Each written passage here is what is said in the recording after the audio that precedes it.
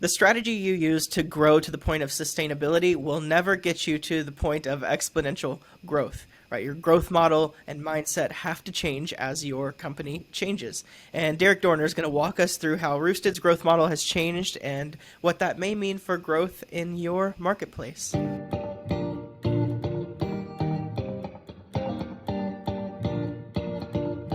Well, Derick is the founder CEO at Roosted, and he has got a history in catering, and really, this is a great story behind the creation of Roosted. And so, Derick, really grateful that you were willing to join us and share the expertise that I know you have because of conversations that we've had.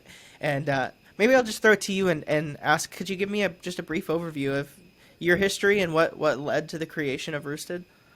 Yeah, of course. Thanks for having me. Yeah, we had a look. My experience was, I think, pretty typical in a lot of ways, in the sense that, the company was born really organically out of a need that I had in my life and my existing business at the time, which was a catering company. And necessity is the mother of all invention, right? And at that time, I had something like 500 employees, and this was early 2010s, and there was really no tools out there to help automate the process and just automate the process of scheduling workers, communicate with them, get them on the schedule, figure out how many hours they work, all that kind of stuff that just has to happen with these gig type economy companies. And look, our challenge was the same challenge that everybody faced, which is it's a lot of work. It's just a lot of manual labor to communicate with all those people and get them scheduled. And I remember one weekend in particular where we had several events, and there was an event where nobody showed up. Like, none of the staff showed up to work. And I talked to this employee at the time, and her name was Kate, and she was in charge of getting all those people scheduled. I'm like, Kate, what happened? And she's like, I don't know. I just don't understand what went wrong. I think we were using, Gmail and trying to figure out, why they didn't get the emails and all that stuff, and, where all these people were. And long story short, nobody ever showed up because they just weren't communicated with, and so they weren't on the schedule that we thought existed. And, look, that led to a thought process of there has to be a better way, which is, I think, how a lot of companies inevitably are born, right? I started building this little by little, and here we are today. And so that's where you are today. How did you get from the creating Roosted and to where the company's at now? How did you start to get some traction, and how has your company, your offering evolved over time? Yeah, so I think that's probably the more interesting part, because look, that's the part that's certainly more unique with every company, right? Rather than just recognizing the need is how you actually execute on it. So, with me specifically, with Roosted, I wrote a piece of software. It was pretty small and lightweight, but did the basic functions that I thought it would take. Rolled that out internally to my existing company. We were the pilot account for that. And then we roll it out for free to the world. And it was just it wasn't even a freemium model. It was just purely for free. And I thought, well, we'll worry about how to monetize this later. Let's just get some users so we can start testing this and understand if this is something even that, anybody else wants. Because I think it is, but let's validate that assumption, right? So we did that, got a bunch of free accounts, and then eventually started charging for those accounts, and really just built it little by little by constantly listening to, querying the customers, researching, figuring out what they're interested in, figuring out what's important to them, and just testing those assumptions, right? I think that's the most important thing to our journey, is figuring out if what we're doing is really something that other people find of value. I think when you're at that stage of a company and you're the entrepreneur, you're the one that's starting and leading the charge. You have to be hands-on in so many pieces, beyond just leadership, organizational leadership. And so there's so many growth opportunities there for you to say, like, okay, now I'm a part-time developer. Now I'm trying to figure out our growth plan. And it's hard to get your first dollar, right? And so I'm sure there's a lot of opportunities for growth that you had and areas that you got to experience as you built Roosted in the early stages. What would you think are some of the most significant of those? Look, that's a big question. There's a lot. Let me start by saying it this way, and we can probably explore that question some more. But one of the hardest things to learn for anybody working at a startup, whether you're a founder or not, is how to prioritize, because there's an unlimited amount of things to do. So regardless of the kind of business you're building, there's the task list never ends, and learning how to prioritize and figure out what's really important to scaling this company at the end of the day, whether you're trying to scale from zero revenue to your first couple $100s a month, or whether you're trying to scale from 100K a month to 500K a month, you have to learn what's important to you, because you can go in so many different directions. With us, that has changed over time, what those priorities are. And sometimes we get them wrong. The important thing is that you revisit those and reevaluate those so that they are aligned with your vision. I'll leave that there. I don't know if you want me to go deeper into some of that. Okay. No, that's great. It really points out just the necessity of flexibility as your marketplace grows. Right. Right. You have to be willing to change. And I think that when you see some more established companies experiencing problems, a lot of times it's a lack of flexibility.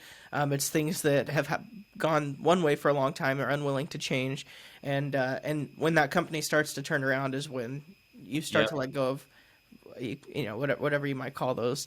Well, not just that, but like also, one of the critical things, we're even exercising.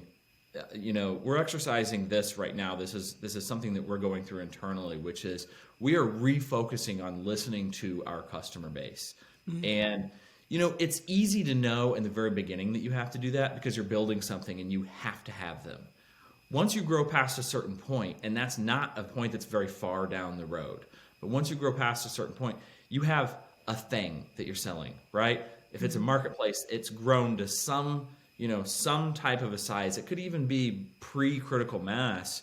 But any business, at a certain point, you're selling a product that you've kind of decided you're making, right? And you may not have to listen to your customers or feel like you have to as much as you did in the beginning. And you have to constantly reevaluate that in order to understand that it aligns with the direction, because your direction will invariably change.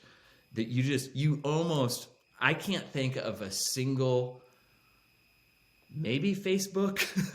There's so few businesses that are good examples of they are exactly what they started out to be, right? The famous Airbnb example is they started out with cereal, or maybe that was just their marketing employee, but still, right? There's so many different businesses that, I don't even like to use the word pivot because it's overused, but that just realign. They re-understand what it is that they're trying to do, what their mission is, what their customer base wants, and all of those things.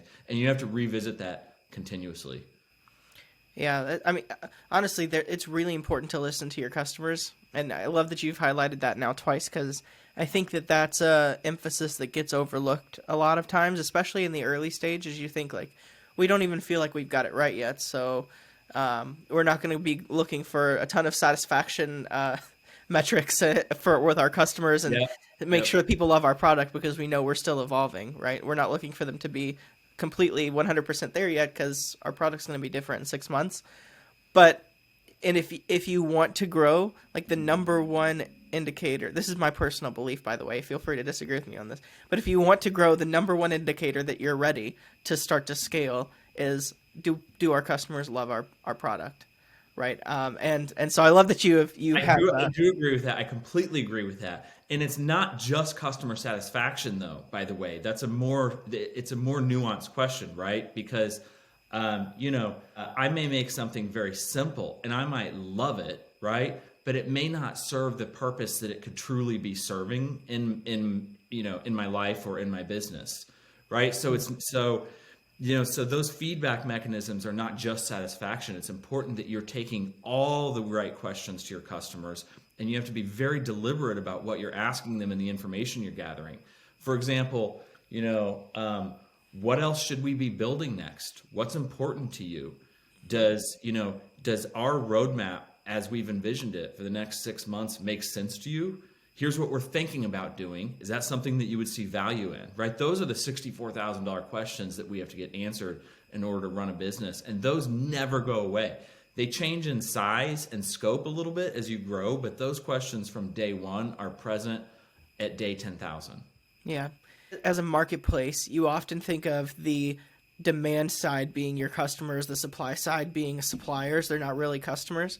And just to bring this to them, I would think of both your supply side and your demand side as customers. And many of you guys do, but it's important to be getting feedback from both, building out your product for both. And often, if you're a SaaS-enabled marketplace, you're building to serve your supply side, and they become customers in some way. But man, I really love that emphasis. I know there's more to your story as well with Roosted, and I'd love to hear, were there any challenges that you guys had after seed that you did not anticipate? Yeah, I mean, yes, is the short answer to that question. Is a resounding yes. With us, I think any company that's probably, I'm just going to throw a number out there, less than 10 years old, you're still very much identifying yourself and figuring out your direction, right? And that may be more nuanced or less nuanced. Sometimes those pivots are bigger, sometimes they're smaller, but they're all very impactful, right? So let's take marketplaces, for example. You're starting a marketplace, there's always kickstart work that has to be done with any business, right? So any business, you have to start with, you're spinning up all of those very basic things, right? So you're spinning up, your product itself, you're spinning up marketing, you're spinning up, your support, sales, you're spinning up all of those things. On a marketplace side, within marketplaces, it's a little different, but you're still spinning up or you're still kickstarting buy or sell side, right? Because you have to test those assumptions and you have to figure out, if this is going to be truly valuable to our customer base. Do we have the right customer base? Are we asking them the right questions? Are we building them the right thing? Just like what we were talking about a minute ago. And, once you start to test those assumptions, you may learn that they're not correct, or that maybe as let's say you're kickstarting the kind of buy side, you have a theory, you need to test that out. And then you learn that maybe those aren't as valuable on the sell side. Or, maybe they're not selling for what you thought they would sell. That maybe your model changes somewhat there around how you price those out, right? And those are all things that you can encounter at any point. Yeah, with us, it's all, I think with us, look, right around as we approached $1 million annual revenue and I think this is really common too, we started to encounter some kind of what I would call critical mass challenges. And it's all exactly the same stuff that I've been talking about. It's just a revisit to those. I feel like so much of this is just relearning the core principles and reapplying those. It's really easy to learn a skill and then you start and you're like, okay, I'm pretty good at this. And you continue along your merry way. But if you forget the foundations and you're focusing too much on, the accoutrements of it, then you'll lose your way, right? And you have to maintain both of those things, right? So as we approach that kind of what I call critical mass at that $1 million annual recurring revenue, things changed for us. And with us specifically, it's our marketing had to become more nuanced, our sales had to become more nuanced. With us, we focused a little bit more on bigger accounts and less on smaller accounts. So we had to understand what that was like. We certainly underestimated the complexity of some of those things, right? And I think all that's pretty typical. I love that you kind of got into already a handful of ways that your growth model, your mindset changed around that, right? With understanding you have to be more nuanced with sales and marketing, and then going after bigger accounts. I think that's another huge piece there. So you mentioned for you guys, $1 million was right around that critical mass period where you're like, we've got to start to change some things. And maybe one of the indicators that you guys had was we're starting to experience some of these issues. And so I think for other businesses, marketplaces, maybe it'd be good to hear what are some signs that it might be time to start to evolve my growth model into something different. What are those pains they might be feeling? Or indicators that they might see in their business? Yeah, I mean, look, with us, there were some obvious ones and some less than obvious ones, right? The obvious ones are things that happen to every company. And the obvious ones are, okay, my revenue growth has started to slow, right? We're not getting the percentage gains that we used to see. Those percentage gains, especially pre-critical mass, are a lot easier to hit, right? Big jumps month over month, 30% growth month over month. At a certain point, that starts to slow, as it should, because all of the rest of the tools that you're using, those foundational blocks, haven't necessarily scaled. Marketing, sales, maybe your core product itself, all those different pieces, right? So that's one of the really obvious things that you notice at some point, is that your growth will slow. And that's when you have to take it back to those basics that we've been talking about, which is, okay, let's really understand what it is that we're trying to do here and make sure this aligns directionally with our vision. Let's make sure it aligns with who it is that we're selling to, with what it is that our customer wants, right? And then there's some of it that's a lot more nuanced and less obvious. And I think that's where the devil is in the details. And this is probably where it goes back to what we were talking about earlier, which is, how do I prioritize these things? What's really important, and what is it that I can let go of? Because you're always going to have that to-do list of, literally hundreds of things, right, that you should get done today. And, if I'm only going to get 20 of these done, or if I'm only going to take 7 more meetings today, or whatever it is, what is it that's going to move the needle for me? And how are we building this business so that it's something that's truly valuable to our customers? That's good. Really good stuff. And once you start to see those signs, you start to realize maybe it's time to evolve. What is the mindset that's maybe different before you get to critical mass versus when you start to think through scaling and changing up your growth mindset? I don't like this question, and I'll tell you why. Because I don't think the mindset is different. I would argue actually that the mindset should stay the same. And I think that's the hard part. Because when you're small, you're focused on, what is it that I'm building, right? Like, what am I doing today? What am I doing with my day, my week, and my month? What am I building? And are these people going to like it? And it's so easy to forget that. So I think the danger is more in letting your mindset wander off of your original path too much, right? The original path being, let's make sure that we're building something that truly has value for the people that we intend it to. That's good. So maybe the mindset doesn't change. How do you tactically change? Like you mentioned, getting more nuanced with marketing and sales. What are the tactical differences that you may see help you after you start to hit critical mass? Yeah, that I think is a much better question. I like the way that that's phrased, because that is where, I'll use that phrase again, the devil is in the details, right? And so this is where you have to learn new strategies as you go.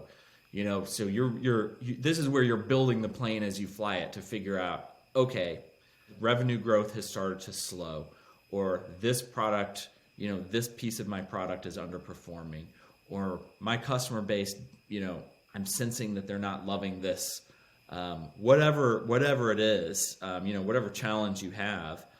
Gosh, I think it's the same thing that we've been talking about, which is it's really just tearing that down and bringing it back to the foundation, right? So look, with us, we have pivoted more and more. I think pivot's a strong word, but we have spent more and more time in the healthcare market over the last couple years, especially since COVID-19. And it's really important on a very regular basis for us to stop, readdress, think about that, think about where we want to go as a company. And then when we have that information, check in with our customer base. And not just our existing customer base, but the customer base we're also aiming to please, because that may not be necessarily the same group of people, right? Mm-hmm. And so we use tactics like, if we're going to talk specifics, it's, we survey them, we poll them, we interview them, We have conversations with them exactly like what we're having now about how they think about their business and where they want it to go. You have to be really, really close to the people you're trying to serve. If they're not your best friend, then you've probably deviated off of your original mission at some point. And so that's really what it's about. When we're talking tactically, we are talking about the leaders of the company being down and dirty, personally involved with what it is they're trying to do so that they can identify how it is they're serving their customer and the product they're building. That's great. And one of the reasons I really loved that answer, Derick, is that there a lot of people will sell you like a one-size-fits-all playbook for the growth model at X stage, whatever it might be. This is your company size. This is your model. This is the model that you should be running, right? And I think that what the nuances are within marketing and sales is going to depend on the market that you're serving, the product that you have. It's going to be pretty nuanced depending on the company. One of the things I think we've kind of filled out on this podcast is we're not one-size-fits-all playbooks don't really work generally, but they especially don't work for marketplaces because they're so unique, so nuanced most of the time. And so I really love the way that you put that together, Derick. That's really helpful, I think. Yeah, I'll add to that. Look, I'll give a piece of advice here, and I never give advice because I think it can be such a dangerous thing. But if there's anything that is one size fits all, it's exactly what we've been talking about, which is always listen to your customer, right? Mm-hmm. I didn't intend on this being kind of a message of our conversation today, but it kind of sounds like it is in a way, because that's something that can never go wrong, right? We are focusing more and more on I'll use us as an example again. We're focusing more and more on these enterprise healthcare sales. And, I had to sit down and think to myself, okay, how are we training our team to do these enterprise sales, right? And there's a million ways you can double check to make sure you're getting the right information. But, look, you can go online, you can find a bunch of ways to do these types of sales. You could go ask ChatGPT if you wanted to. But really, it's how are we serving our customers and how are we listening to them? So it's the same thing that I've been saying, right? And I think that is one of the very few things that what would probably be in every single playbook. That's really good stuff, though, Derick. I really love that. And I think you kind of already answered this question just now, but I'd love to hear if you have just one big takeaway from this episode. And it may not be the topic that we thought it would be, but what would that big takeaway be for marketplace leaders? Given the way that this conversation has gone, I think we should stick to theme. Which is listen to your customers. Customer is king. Build what they want. And if you do that, you can't go wrong. It may not align with where you thought you were going, but if you serve them, then you're going to sell. That's good. So then outside of listening to your customers, maybe thinking through the growth model changes that we've been talking about, is there something else that you say, this is a piece of advice I regularly give, or maybe a piece of advice you received that was really helpful for you as you built Roosted? I don't know. I think the reason this is a challenging question is because I don't know if I got any particular. I got so much advice, and probably half of it goes in one ear, 99% of it goes in one ear and out the other. And especially when we were starting, I can't tell you how many different how-tos and growth guides and playbooks and consultants we hired and, sales VPs we worked with and all kinds of stuff to try to get this scaled. But I think, Brooks, I hate to give you the same answer that I did on the last question, but I think it really is, which is you've got to just stay true to what it is you're trying to do. Don't forget those basics, the foundational blocks of why it is that you started building this company. And if you take it back to that you're trying to build something that's useful, that people will enjoy using, that it's a service and product that customers will love. And if that is part of your core mission, if that's your guiding light, then you're always going to be fine, right? But you have to check in with that continuously. And so that's my advice, is to remain true to that. Very good stuff. Derick, wrap up here and just say thank you for joining us. We're really happy to be partners with Roosted, and really happy from me to you that you were able to join us on the podcast, because I think that you shared a lot of good stuff here, and I think a lot of our listeners are going to be grateful for this. So thank you very much. And if you guys are listening, I recommend going and following Derick on LinkedIn. We're going to have a link to his profile. Check out Roosted. They're doing really awesome stuff. And so go check them out. We'll link to Roosted in the show notes as well. Is there anything else that we could add in the show notes for you? Anything else you'd like to shout out, Derick? Yeah, look, just a quick shameless self-plug, but at Roosted, we're building an HRIS specifically for the gig economy. And so what we do is we help companies like event companies and healthcare companies to manage all of these new gig workers, especially post-COVID. And we help them figure out when and where and who they can work for in a much more human-friendly way. So give us a look. Yeah, definitely go check them out. And guys, thank you so much for being part of the community. Thank you for contributing as well, not just listening to the podcast, but for interacting and with our newsletter that has been sent out, with us on social and commenting, all that kind of stuff. We really appreciate. Thank you so much, and we'll see you guys in the next episode. Thanks for having me, Brooks. Yes, sir.